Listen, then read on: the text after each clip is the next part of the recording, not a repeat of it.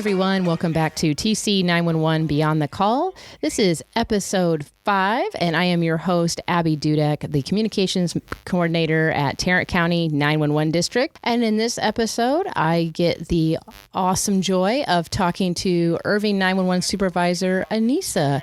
Hello. Hello. How are you doing today? I'm doing well. How are you? I'm doing great. I actually like coming to the comm centers in the evening. So it's, what time is it? 6:21.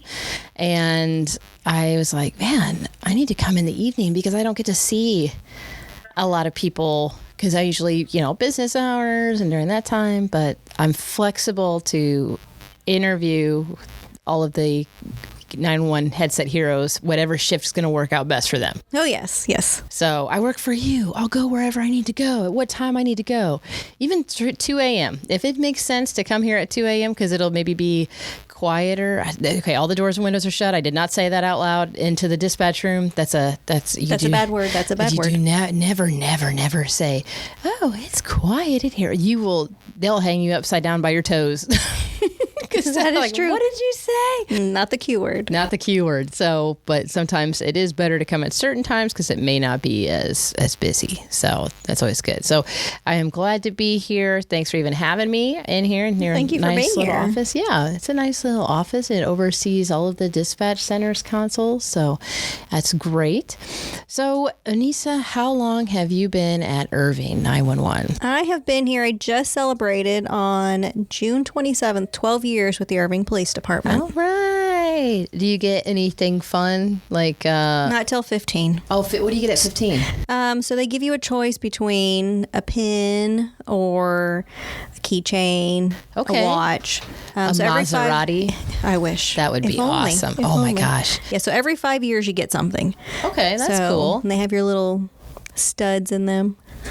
Your little shinies.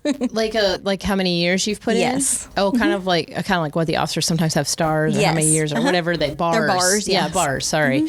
Okay, that's cool. That's all right. Yes. And then you recently had a birthday too. I recently celebrated my birthday, yes. So you started this job and then it was like a birthday gift to you? I guess so, yes. And they've had me here long enough. I told them, I usually stay somewhere just 5 years and then I move on. And here I am 12 years later. As a supervisor? As a supervisor, yes. This was didn't think this is where I would be. I came in as a call taker back in 2011 and thought that's what I was going to do. And within 6 months, I was training for a dispatcher position and...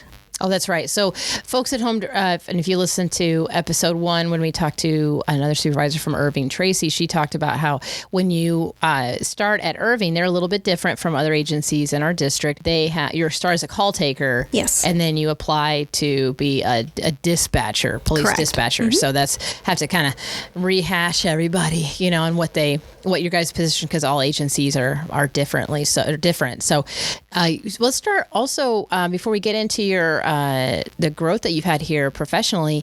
So you applied for a 911 dispatcher position. Why? What was going on? So in a good way, why? In a good way, yes. So when I was very young, 9 years old, I told my father, I want to be a police officer. My dad retired from Irving Police Department. Oh, wow. I didn't know that. Yes. So my dad was a police officer here, and I told him that's what I want to do. And I was a daddy's girl. And he told me no. And so I was trying to figure out, what am I going to do with my life? What am I going to do? And my cousin had her 2 kids, and they were both preemies. So I said, fine, I'm going to work in the neonatal unit. So, along went my life, 9-year-old little girl. And by the time I made it to college, I found my children's father. And once I had the boys, I realized my life had to be put on hold because I had children at that point. When my dad was getting ready to retire from the Irving Police Department, he told me, hey, he's like, there's a position open, in dispatch. Why don't you try that? I said, okay, I'm trying to go for nursing here, but you know what, I'll try that. And as soon as I started working here, I knew this was what I was supposed to do. I've always wanted to help people in whichever aspect, whether it be in the emergency room or, here on the phones. It was something that gave me peace, something that allowed me to give back to the community. And with the girls here sending my dad home every single day, safe and sound, he was, knock on wood, he was never injured on the duty or on the job. I realized this is what I wanted to do. And that's how my journey began here with the Irving Police Department. Oh my gosh, that's so awesome. I didn't know. Well, shout out to your dad. Thank you, sir, for your years of service. How long did he serve? So he was here for 29 years and 11 months. Oh my gosh. Yes. So he left a month early of 30 years because his payout for his sick time was about to change. Oh, okay. Yeah. So there was some, I guess, technicalities or whatever the word is, of why he left a month early. So he got 100% of his sick pay. So you started in Irving in 2011. Yes. Okay. And now you had told me prior to our recording that you only stay at jobs how long? 5 years. And we are on year 12. Year 12, yes. Wow. Okay. So it's a good handshake relationship here. Yes, it is. And I think, like I said, this was my calling. I knew very quickly and very early on this was something I wanted to do. And I found, and because of, them, the girls bringing my dad home back to me every single day, that's what I wanted to give back to somebody. I wanted, to send these fathers, boyfriends, husbands, and mothers, wives, and sisters, or aunts. I wanted to send everybody home safe. And that's what I wanted to do. I just wanted to give back. And whether it be back to the citizens of Irving or just to get our officers home safely, that was my ultimate goal. So you started as we talked about, when you start at Irving, you start as a call taker. And how long? Yeah, you said here 6 months, right? You were doing it 6 months, and then you were like, I'm going to apply to be on the radio. Yes. So I started right at the end of June. So early July, I started my training. And by December, we had someone who dropped out of training for Dispatch 2, which is our dispatchers. And I went ahead and just said, hey, can I go ahead and do that? And our manager at the time said, it's a bidding process kind of thing. So we have to ask everyone else before you. Okay. And kept my fingers crossed. And within a week or two, she's like, okay, you'll go into training here shortly. So by January, I went into training to be a dispatcher. And it was a lot of fun. A little stressful, but it was a lot of fun. Made my mistakes over the radio, and we all have done that. Oh, yes. We talked about that in episode 1 with Tracy about open mics. Oh, yes. So mine was, I'm looking at the call sheet, and it was a accident blocking the roadway, the north service road of 114, and we have a road called Cistercian. Say what now? Cistercian. Cistercian. Yeah. So that's not what came out of my mouth. I looked at my trainer, and I said, so that's Cistercian, right? And she said, yes. I said, okay. So now, before you say it, is it clean for this podcast? It is. Okay. It is. So I key up on the radio, and I sit there and said, I'll show you en route to the accident blocking the roadway at North Service Road of 114 and Caesarean. Oh, okay. Not the same. Yeah. I mean, I'm sure everyone was like, wait, what did she just say? Yes. So, we get messages. MDTs went crazy. They did. MDTs, message after message. So MDTs, for you folks at home, are, what is it? What does it stand for? Message something. Basically, it's like instant messenger for... that's the best way I can put it to the public to understand, is that the officers can message dispatch. And they can also send messages to each other. They do this when they're stopped, when they're at calls, or if they are, parked or whatever, and they might be doing report writing or something. They can ask questions to the dispatcher. Hey, what time did this happen? What time? And it just keeps radio traffic down if it's not nothing that's not an emergency or a priority or something like that. But during these kind of situations, it turns into a very realistic situation of like, wow, everyone just heard that. Yes, everyone. When you think they're not paying attention, they're paying attention. That was when everyone was paying attention at the time, because I didn't tone anybody. It was Caesarean. So all the messages that came through, it's is it in the C section or where, Oh my gosh. Yes. And it just kept coming, and they wouldn't stop. And so my trainer took over, and, we had a good laugh, and a few officers came in, and that worked. So it's the north side of our town. A few of those officers came in and just start laughing, and I'm just like, stop. Just stuff like that's just hilarious, because you can't. And every 911 first responder is guaranteed going to have a story like that where they've keyed up and done something. I shared mine on season 1 when I was a dispatcher, every single one. So if you know a 911 headset hero, or if you see one, just ask me, like, what's the funniest thing that you've keyed up on the radio for? And they will have something for you. Yes, they will. And at the time, I mean, you were in training, so your emotions were what, on the floor at that time? Pretty much, yes. Pretty much. I think I was very embarrassed, and a lot of the guys so I was on the on A days, and A days is the shift that it's the older guys. So these are the guys that work with my experienced guys. I got you. So these are the guys that worked with my dad. So they knew who I was. They knew, who my father was. So of course they're giving me that could be bad too. Yes. So they're giving me a hard time, and I'm just like, thanks, guys. Like, time to go home now. You're like, I'm totally rethinking this decision. It's like, I'm going home. Bye. Oh my goodness. Oh, that's. So how long were you in training? How long does it take to train? For you, how long was it to do the radio? Because I know everyone trains differently. Correct. Everybody learns differently. At the time, back, when I started, it was only 12 weeks of training. Oh, okay. So I did my 12 weeks, and I was cut loose out of training. They felt comfortable enough to let me be done with training, and that's how my training went. Now our training for dispatchers is 16 to 18 weeks. Oh, wow. Mm-hmm. Is that with everybody comes from call taker or like coming in? So the 16 with experience, I guess. So 16 to 18 weeks is going to be someone who's brand new. Okay. So right from call taking, whenever they're done and we have trainers available, we'll go ahead and put them through their phase 2 of training for dispatch. Now, if they do have experience, what we try and do is we do a fast-paced training for them, where we'll do all 3, radio and phone and NCIC all at the same time. Oh, wow. Yes. So the dispatch portion of it, talking on the radio to the men and women in blue, you also are doing, you're running everybody and doing NCIC stuff, or is there someone else that does that? So we have a separate radio channel that just does NCIC. Okay. So they'll switch over from their main channel over to NCIC. Okay. That's how a lot of agencies will do it. They'll have separate. I just was curious because I never, I almost experienced it here. Well, I don't know if you knew that. No. Yeah. So those that listen to episode 1, but we have to educate Anissa in case she hasn't listened to episode 1, which this is all pre-recorded, so it's not even out yet. So I applied here when I applied for North Hills, but North Hills won. Okay. And Tracy was going to bring me on as a dispatcher 2. Okay. Because I had started dispatching. I started my dispatching career in 2008.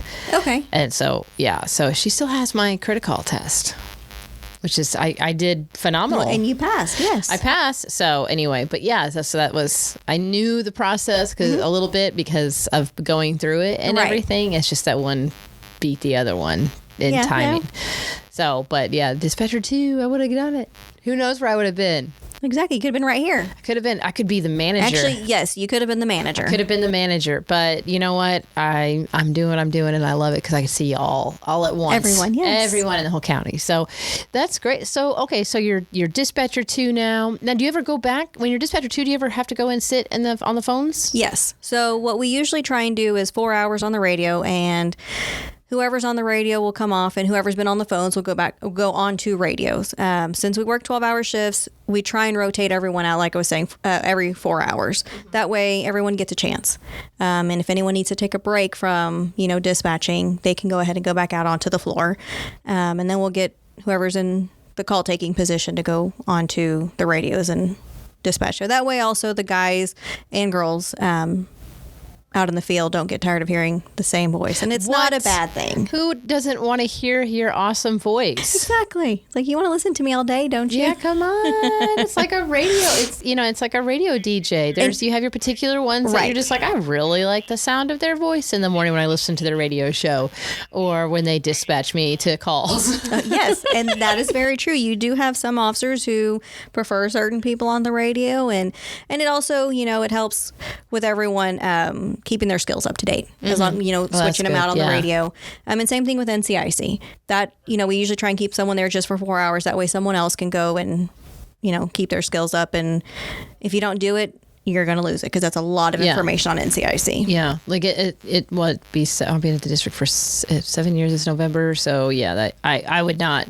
Oh yeah. Even coming here into the office, not doing NCIC, I'm like, I'll let you up for a break, but I'm not doing anything because I don't remember. Yeah. There's just a lot. And if y'all at home are like, oh, I forgot what episode they were when they're talking about NCIC. It's like the national database for like it was the best way of putting it. Like, it's a national database to, if you run someone and they're wanted or whatnot, all their stuff will pull up, all their aliases, everything like that. And even stolen articles, stolen vehicles, missing persons, everything is going to be in there. Not just, their histories as well if we're running somebody. Yeah. So it's got a lot of information in that database. And then I still, even though it's been almost 7 years, something about aliases still gives me like PTSD. Because aliases, I mean, you have to go, and there's so many of them, and you're like, and how is it spelled? How is it spelled? And you're like, oh gosh, because you can't mess it up. And dispatch, these dispatchers have so much responsibility on them, because if an officer is out on someone and they want to run them, and there happens to be maybe a warrant hit or a stolen article hit with descriptors of the person that did it or something, you have to make sure you read all of that, And so these fabulous dispatchers, they do a lot of that stuff. They look up the identifiers, and I love sharing this kind of stuff for the people, the public to understand, like, y'all just don't answer 911 calls and just dispatch police officers. There's so much. You guys are the hub. Like, it's all with you guys, So, because you don't want to be like, oh, yeah, that should be him, right, or correct. her, or and them. We do have, and it's been a while. I haven't seen the names in a while, but we had a set of twins. Who would use each other's information. I don't think they were identical twins, but they had very similar features, height, weight. So it was very hard. Scars, marks, and tattoos. Exactly. And so it's like, I'm going to use my brother's information. And it's like, oh, look, guess what? You're going to jail because brother has... Oh, that totally warrants. Backfired. Yes, it does. And so then they'll get in, they'll get down to the jail, they get their fingerprints ran, and it's like, okay, well, you're not this person. Who are you? And then it pretty much, and then we have to run their information, and it's like, okay, now you have warrants too, and let your brother know. Yeah, next time you guys are having your next family dinner, yes, let him know. Let's compare warrants. Yes. How much are yours? So, and that's the other thing, like you said, we have to go ahead and put all those identifiers in there. We have to look all that information up, and it's hard. And so we can look up, driver's license information as well. But, when was the last time you took your picture for your driver's license? It was actually like a few weeks ago. Oh, geez. No, unknowingly. So let's just kind of park off the off ramp here, because I don't like getting pictures. And that's just funny coming from me. When I come into these dispatch centers, I start snapping photos away, and everybody's like, dang it, Abby. But I don't like that either. Right. Especially it's going to be permanently on my driver's license. Yes. So I go into the driver's license because I had moved, and I was like, I've been living in this house for like 5 months. I should probably change the address on my driver's license so I can, vote in the proper area. Correct. Go vote, go register. And so I went to the driver's license facility. First off, I hadn't been inside of a driver's license facility since I moved to Texas in June of 2012. Wow. So I didn't know that they changed it where you have to like make an appointment. You can't just walk in anymore. And that changed during COVID though. Oh, did it? Yes, okay. Because I got married during COVID. And so when I went to change all my information, I had to make an appointment with the Social Security office and for my driver's license. And they're like, and so I went out in Decatur because I could get it done within like a week. Oh, okay. And through Denton, it was months. So folks, this is help me help you. You have to make an appointment. No, I don't care what driver's license facility it is, even if it's way out in the boonies and it's just an isolated thing. It's all ran by the same people. You have to get online. You have to make an appointment. And if you're in the Metroplex, like Arlington, Fort Worth, Dallas, plan on that appointment being a month out. Oh, yes. Because mine was. Like, I went in there and I was like, wait, what is all this? What's all this shindig going on here? And they're like, you have to have an appointment. You can't just walk in. I'm like, I just need to change my address. They're like, again, you have to have an appointment. You can't just walk in. I was like, okay. And I respect the men and women at the driver's license facility. That's a tough job. Oh, yes. It really is. And I did it for one summer as a student work program in Illinois. And I can understand. Like, people bring so much like fraudulent documents in there. I'm sure they do. Like, I feel bad. And they have to be stern because, you're giving them like permission to be on the road, Yes. So we can't do that. Anyway, so I made the appointment, which was a month out. And then I finally show up and I'm like, all right, I'm so excited. I'm going to get my address changed. I can't wait to re-register to vote and be in the right area and everything. And I go in there. Guy was super nice. He's like, oh, just do an address change. I go, yeah. And back in the day when I remember that stuff, you had to bring like 2 forms of address, like a water bill and all that stuff. And I brought everything. I wanted to be over prepared. He's like, yep, I just need your copy of your birth certificate or your passport. And I'm like, you don't need any of my address stuff? And he's like, no. And I'm like, well, I could just be telling you an address. Like, okay. Right. I mean, it really is my address, But he goes, do you want to go ahead and renew your driver's license today? And I was like, what? Because on the expiration, it doesn't expire until 2025, January 2025. And I was like, I still got some time. He's like, no, you can do it now, and you don't have to come back in here for another 8 years. Well, that sold me. Yes. And I was like, well, that's great, because obviously I am not good at making these appointments. Living in the Fort Worth area, it was very, tough to get in there quickly. And I was like, oh, yeah, sure. Didn't even think about it, because I thought they could just use the same picture. Correct. But I'm kind of didn't think that through. Like, hello, I've changed in 12 years. Right. Or 11 years. And he's like, all right. And I had my glasses on. I had a ball cap on. And he's like, all right, remove your glasses and your ball cap and stand against the thing. And I was like, oh, and I looked at him, I was like, oh, really? And he's like, yeah, we got to get you a new picture. I'm like, no, you man, don't. this is like some sort of karma coming back at me right now. Like, I did something and I deserve this. And so I stepped back, took the picture, and I look so old in my picture. No. It's horrible. I conveniently didn't bring it up here with me, so I can't show you, sadly enough.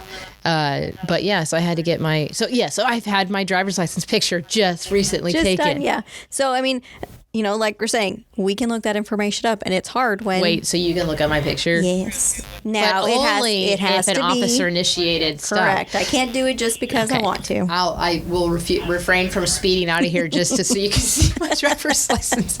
Unit number, Dudek's leaving in the 911 vehicle. Yes. I want to see what your driver's license looks like.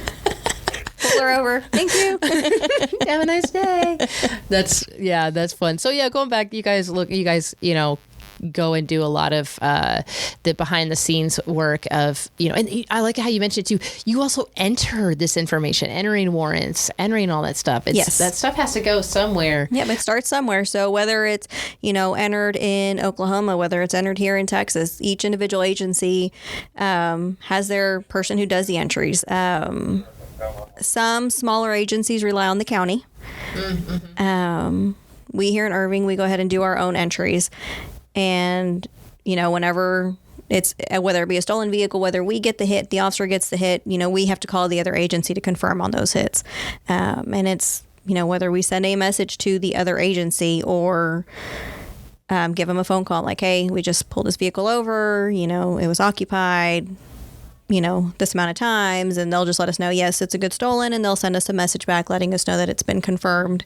And it's great in this career too. I mean, the technology now is so quick than what it was even just, 15, 20 years ago, because you guys can communicate with anyone in the United States very quickly with kind of an internal messaging system. And that's fantastic. And I love also, one of my favorite things when I was a dispatcher was getting the messages of almost like a, hey, heads up, this is going on, or something. There was always these very important messages if they felt like someone might be entering your area that is wanted or extremely dangerous or something like that. Everyone gets them because you can put them in by zip code, region, or whatever. Mm-hmm. I think it's regions, right? Yeah, it's region. Okay, I remembered that. I was like, wait, is it zip code? I can't remember. I was thinking of when I do billboard advertising. That's by zip codes.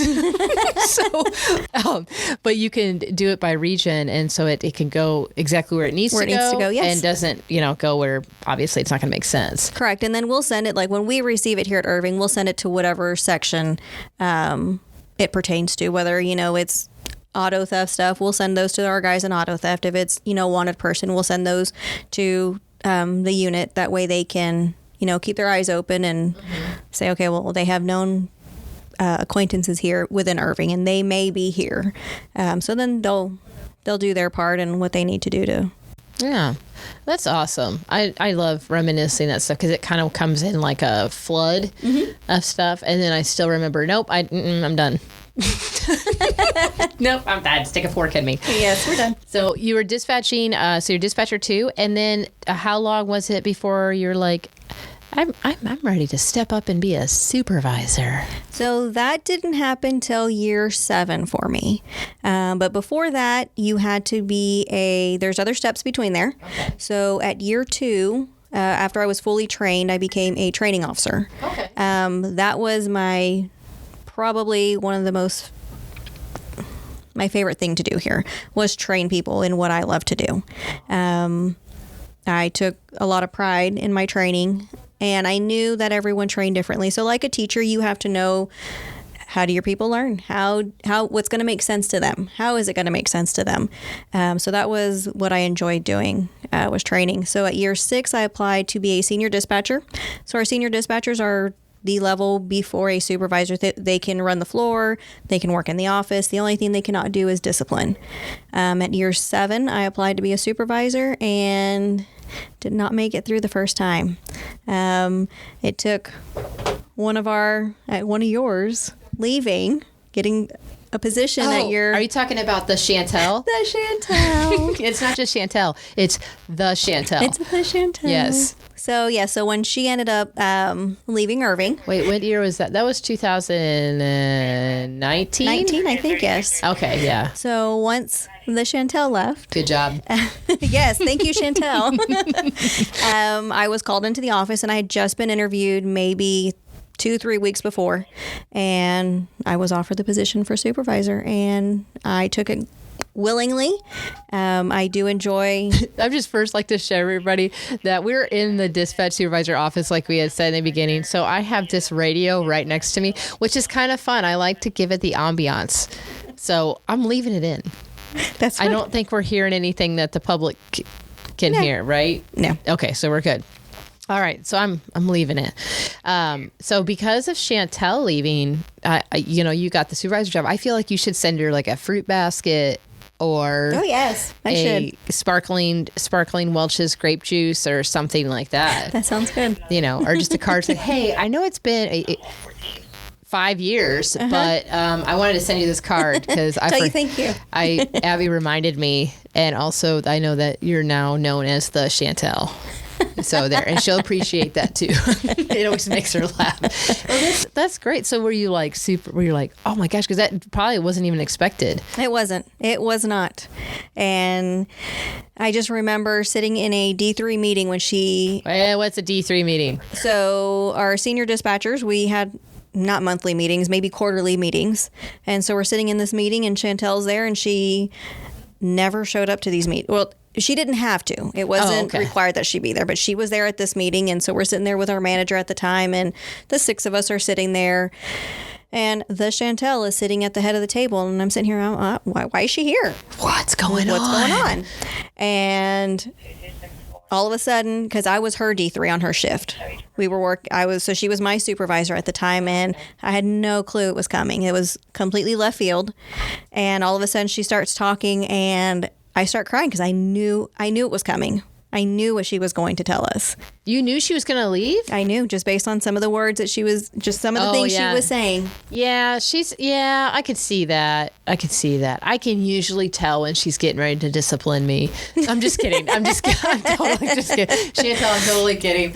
No, but you can usually tell in anybody when there's the way that, the words they're using and stuff. Like, I've been here for this amount of time, and you're saying your goodbyes. She was saying her goodbyes, and so here I am, just crying in the meeting, and then she finally says it, and so there I am, like boo-hooing in this. And then boo-hooing stopped because then... Yes. So then, I give her, at the end of the meeting, I give her a hug, and, she said a few words to me, and I said, okay. And I start walking this way so I can go home because it was the end of my day.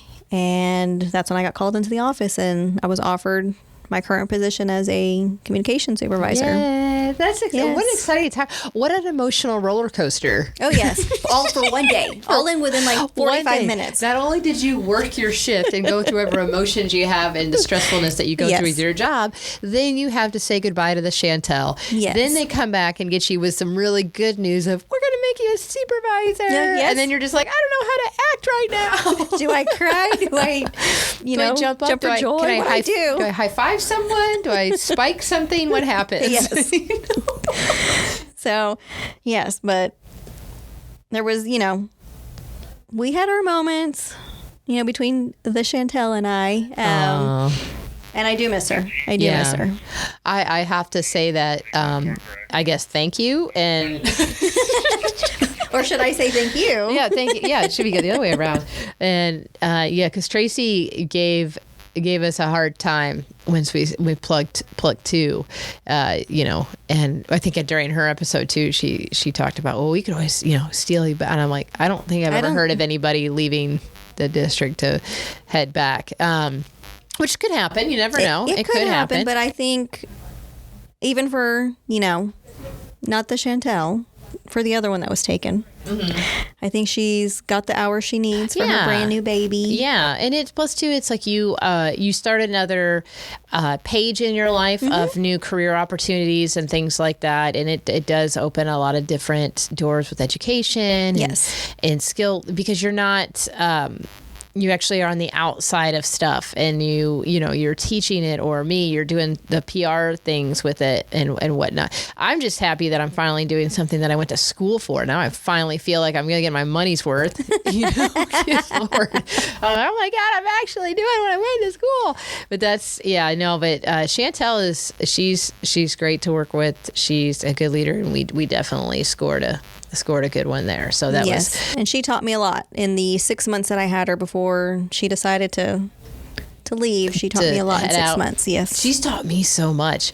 Like I have to have like a book. I always tell her I channeled my inner Chantel, maybe how I handled something or whatever. But it's great in this industry too, because no matter where someone goes, like, so everyone always, in this industry, someone always starts like in a 911 comm center. Majority of the time.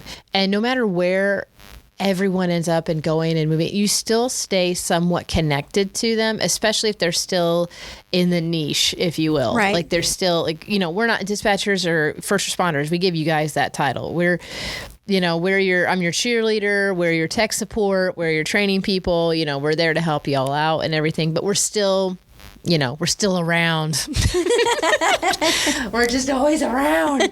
So, but you have those great memories, and I think it's nice too to see the person grow.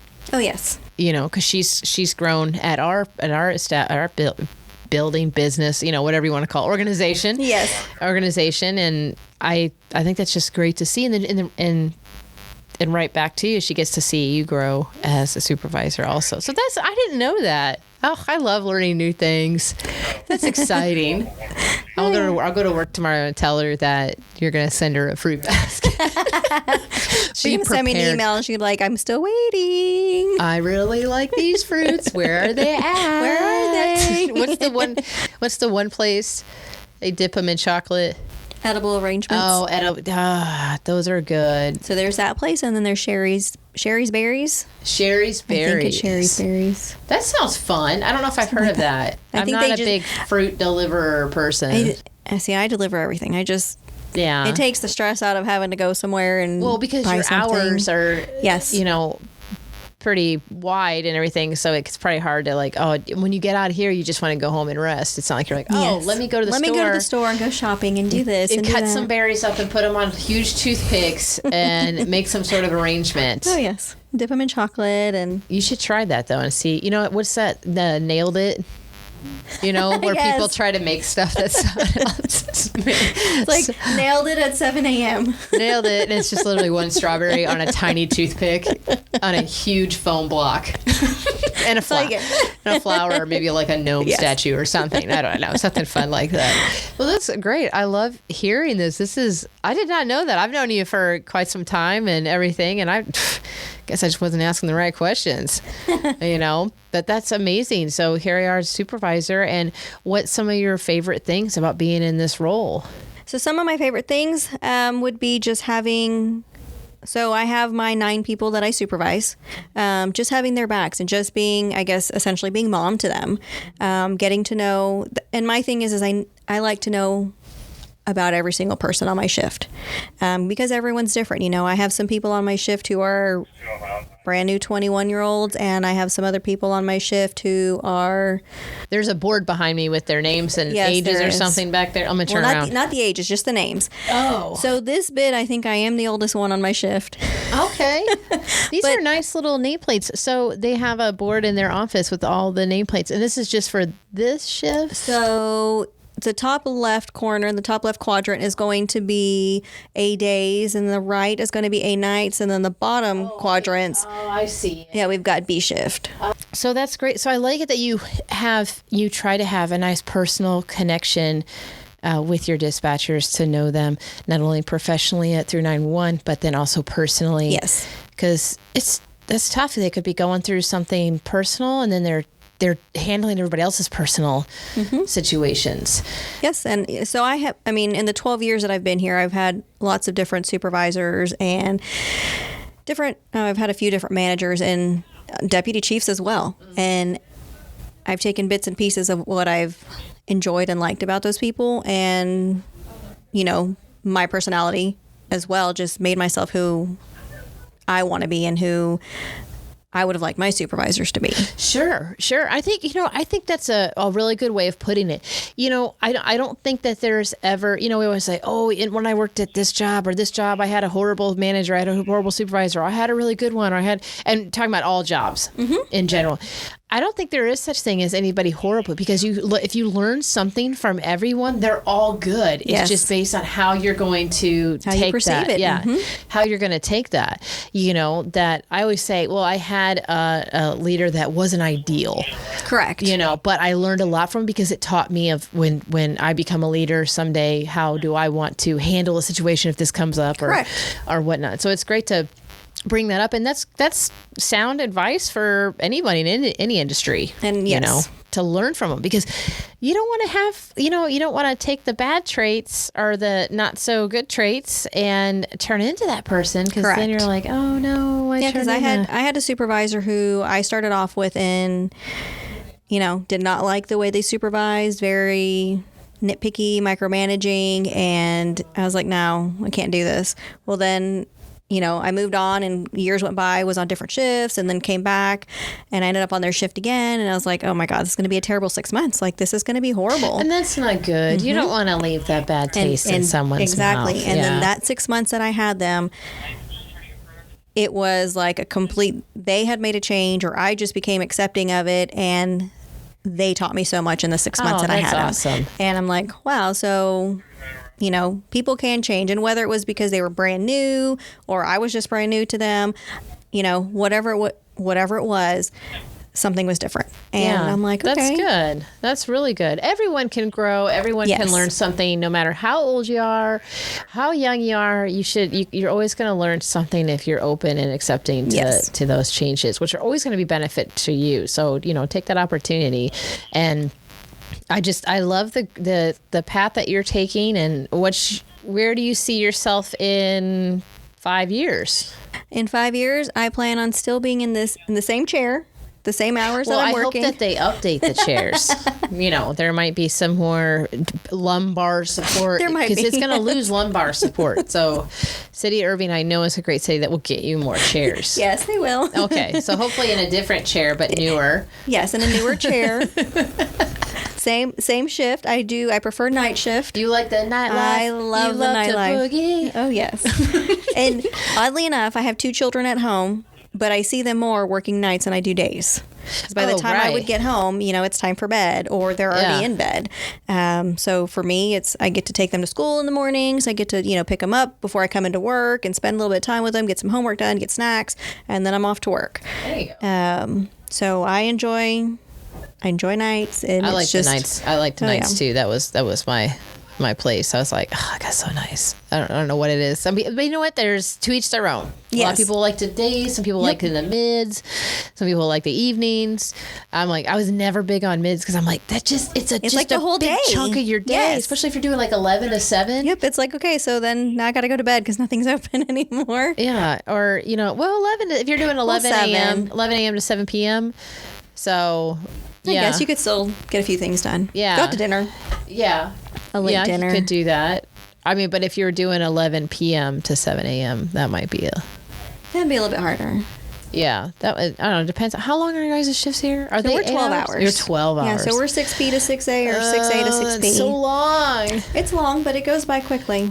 Yeah, that's why you kind of want it to be busy, because then it goes. That's like when I do my 911 booths and stuff. When I do all my little public education stuff out in the community, I like it if there's crowds and it's really busy, because nothing says, oh my gosh, make it stop, than just sitting there and like the event wasn't very popular. Not a lot of people wasn't publicized. Yeah, it wasn't marketed very well, and you're just kind of sitting there and you're like, what do I do? Oh yes. Because then I find that one person, and bless their heart, I'm just going to talk your ear off, because you're my one or two person. And that's it. Yeah. So same thing with dispatch. You're like, that helps it kind of go through. So we did a career fair at one of the high schools, well, actually 2 high schools recently, and I attended one of them. And I mean, it's just like they'd come by, and then it's like, oh, la, la, la, and they just keep walking. So I'm just kind of standing there like, okay. I would holler out job security and benefits right when you start. Yes. And a lot of people don't realize that you do get your benefits day one. As soon as you start working, your insurance kicks in, and you start accumulating that vacation time and sick time. Well, it's not like you're ever going to get laid off. You know, I mean, you would have, I know, laid off, not fired. Oh, laid off, no. Laid off. You will never be laid off. You went down a different, and I was like, no, very quickly. No. I was like, no, laid off. Yes. Because it's, one, unless people stop breaking the law, so that's not going to happen. That's never going to happen. And 2, if there's another pandemic, you still have a job, because you all had to still come into work and do your thing. You can't do this from home. So yes, to answer a lot of people's questions who message me on our Tarrant County 911 page, no, there is not a remote position available for a 911 dispatcher. You physically have to come in. But that's a good thing. Like, you want to have job security and great benefits and everything. And especially, you have a family, so it's like, that's got to be super helpful. Oh, yes. Well, your whole family is all in the same benefits, correct? Are you guys all in the same benefits? We are, yes. That's what I thought, yeah. And that's super helpful also. So it's good to be able to know that you have a career that is, that you can always count on. You're always gonna learn something new every day, whether it's a new procedure at work or someone calls you with something you've never heard before. Yeah, definitely. Yes. Even 12 years of being here, there's things I learn every single day. Yeah, like you're just like, oh, I haven't heard that one. I didn't know that was physically possible, or how did that get in there, or what happened with that, or people get their heads stuck in fences, or it's like why? But why? Yeah, like usually children, like how did they get in certain areas and they're just stuck, or and it's amazing. It's so amazing. I appreciate the creativity, but we want to keep people safe. Yes. Definitely. Your children haven't done anything of that. Do they learn? You obviously have taught them, because you're in the business, so you obviously go over 911 and what you do, and do you do that kind of thing? Yeah, so I do that with them, and they're older now. They're 11 and 12. Actually, I'm sorry, they're 12 and 13. About to be 13 and 14. So we've done that. We've, talked about 911, and still to this day, they get it confused. They're like, oh, so you drive around in a police car? No. Really? Yes. I'm like, I don't drive around in a police car. I was like, I answer the phones. Yeah. When people call 911. Do they know they can text to 911? Yes, they do. Okay, good. And so I tell them to stay off tell them to stay off their phones. Oh, yeah. Because, some of these children still, like, oh, you can do this. And it's like, we'll respond to the text. And it's like, we don't get anything back. Well, that's why I had to do a video. It was a while back. I did a couple of them. And it was like kind of joking, but it was like, one was an explosion, and it said text to 911 does work. You don't need to test it. And then another one was like, there was another one with these text boxes coming up, and it was like, oh, I should test it. And the person on the other says, no, it does work. You don't test it. It's just like calling 911 and hanging up. Correct. So just trust us. It works. It works. It does. You're fine. Everyone's fine. Everyone can text. Just take our word for it, and you don't have to test it. So yeah, that's a big one. I like to make sure that the kids understand too, especially with a lot of them don't like to call. Do they like to? They don't like talking on the phone. They like to text. But it's funny because even at my age, very young. I am a texter. I am not a talker. And it's probably because I do this for 12 hours a day. Oh, because that's I sit true. here and, constantly talk. All I want to do is text. So, of course, my husband is like, just call me. I don't want to call you. I don't want to talk to you. I don't want to talk to you. Love And you. it has nothing to do with it that it's him. I'd rather just text it. Yeah. And it just, to me, it's I easier. love you, but I don't want to talk to you right now. Exactly. I can text you. We can communicate that way. See, I am, most of the time I'll text or email, but if it's something that, I feel like I need to call, like if I'm changing a rule or I'm doing something, or I need to do something where I feel like, because there's no emotion in texts or emails and stuff. Mm-hmm. So I'm very much like, I hope this doesn't come off really. Not that I'm sending bad emails, but you might be like, hey, the deadline for this, you have to have this done by this time or whatever and everything. I like to sometimes call and just be like, hey, did that, especially if it's one-on-one with an agency or something like, because you see my emails. I feel like they're pretty straightforward. Yes, they are. But yeah, I'm a caller. I guess I'm a caller. I guess it depends who it is. And it might depend on who it depends on who it is as well. Like if I'm going to have a good giggle or something like that, then I'm just going to call you. Then I'm going to call. That's going to be great. Now, if it's, your spouse, significant other and things like that, I call. Even though they like to text. So that's well, and yes, and I guess that's where your husband's at. Yes, he likes to call. And then but we also have an age gap between us. He's 12 years older than I am. Oh, okay. So he's just call me. I don't want to call you. So just text me. So if he calls you, do you just like? I answer. Oh, you do? I didn't know if you just slide the little phone down and you just, No, I answer. Or you're nice and make it sound like it rang a couple times. And then like, go to voicemail. Oh my God. No, I answer. I was going to say, because he might hear this podcast. So it might happen. So yeah, I guess I'm a caller. So yeah, I like to call people and stuff. Plus I like to check. I always like to say hi and chat and be like, hey, how's things going? How are you feeling? How are you doing? I haven't seen you forever. Right. So, but now I know that if it goes right to voicemail, then you did that intentional. Oh, that's Abby. Oh, hey. And you know what I'll do? I'll leave a message that says, oh, I had a special price for you, this limited edition designed Abbey 911 shirt. But now, since you answer your phone, calling the next person. Sorry, toodles. Bye. Bye. No. You're like, oh. So, well, Anissa, I really appreciate your time. I loved hearing your journey. A lot of stuff I didn't know. I was like, wow, that's super. That's why I like doing these podcast chats with the supervisors and managers and everything. Because, even though I've been hanging around for almost 7 years, there's a lot of stuff I don't know about y'all. So not only I know, and now everyone out there knows. So that's excellent. So thank you for what you do. Congratulations on all your successes and just celebrating a birthday and thank you. Being a mom and doing it all and wearing many ball caps. There's so many men and women in our industry that do that. So it's nice to sit with one that can say, hey, good job. I don't know how you do it because I don't even work shift work and I'm like, my dogs stress me out. But I can put them in like a cage or a room and no one calls a number or anything like that. Right, so, right. No one's doing check well-being on my Stevie Nicks dog. So yes, her name is Stevie Nicks. So anyway, thank you so much for your time. Thank you everyone who's listened. Join us next week for a whole new podcast where we speak to another 911 leader in our Tarrant County 911 district area. And until next time, have a fabulous week.